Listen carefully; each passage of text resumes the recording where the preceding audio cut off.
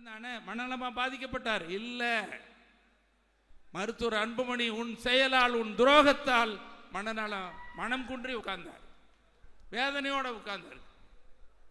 இன்னைக்கு தொலைக்காட்சிகளில் பேட்டியில் எப்போ இல்லாத அளவுக்கு ஐயாவை நாங்கள் அப்படி பார்த்ததில்லை, உங்களுக்கும் தெரியும், நீங்களும் பார்த்துட்டு இருக்கிறீங்க. எவ்வளவு சோதனை வந்தாலும் எவ்வளவு வேதனைகள் வந்தாலும் நெருக்கடிகள் வந்தாலும் துணிந்து நிற்கிற மருத்துவர் ஐயா அவர்கள் கண்கலங்கினாரு. அந்த கண்கலங்கிய காட்சி தமிழ்நாடு முழுவதும் பாட்டாளி மக்கள் கட்சி சார்ந்தவர்கள் மட்டுமல்ல எல்லோரையும் சிந்திக்க வைத்திருக்கிறது, வேதனைப்பட வைத்திருக்கிறது. இது யாரால்? பெற்று வளர்த்த மகன் அன்புமணியால். ஆகவே மருத்துவர் அன்புமணி இனி அரசியல் செய்ய முடியாது. பாட்டாளி மக்கள் கட்சி உங்களுக்கு சொந்தமானது அல்ல.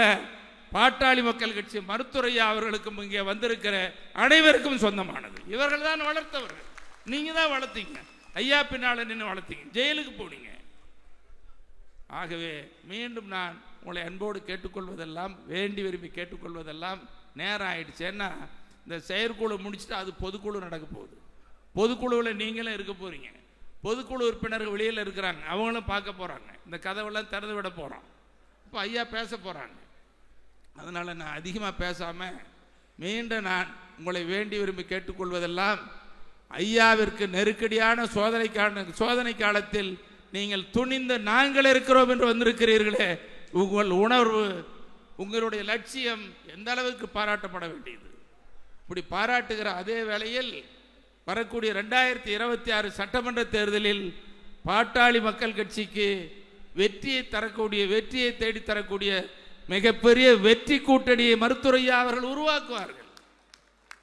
அந்த வெற்றி கூட்டணியை உருவாக்கி தமிழ்நாட்டில் ஐயா பின்னால் பாட்டாளி மக்கள் கட்சி ஓங்கி நிற்கிறது, உயர்ந்து நிற்கிறது என்று வெற்றியை பெறக்கூடிய வகையில் இங்கே வந்திருக்கிற நீங்கள்லாம் இன்னைக்கு முதல் போய் கிராம அளவில், கிளை அளவில், வாக்குச்சாவடி அளவில் அமைப்புகளை உருவாக்கி பாட்டாளி மக்கள் கட்சி ஒவ்வொரு வாக்குச்சாவடியிலும் அதிகமான வாக்குகளை பெற்றது.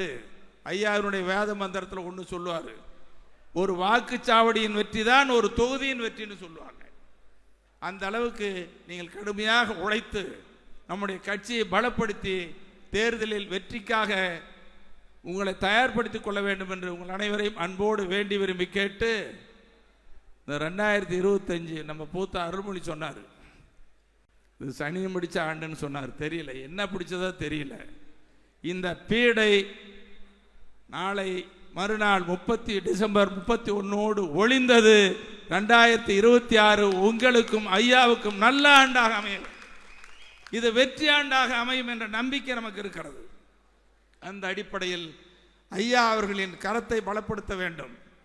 ஐயா அவர்கள் சொல்லே நம்முடைய வேத வாக்கு என்று நாம் செயல்பட வேண்டும் என்று இந்த செயற்குழுவில் நீங்கள் உறுதியேற்க வேண்டும் என்று உங்கள் அனைவரையும் அன்போடு வேண்டி விரும்பி கேட்டுக்கொண்டு, இந்த செயற்குழு உறுப்பினர்களாக இருக்கிற நீங்களும் உங்கள் குடும்பமும் இந்த 2026 ஆண்டில் பொருளாதார உயர்வு கண்டு நீங்களும் குடும்பம் நலமோடு வாழ வேண்டும், வளமோடு வாழ வேண்டும், மகிழ்வோடு வாழ வேண்டும் என்று அனைவருக்கும் வாழ்க வளர்க என புத்தாண்டு வாழ்த்துக்களை தெரிவித்துக் கொள்கிறேன்.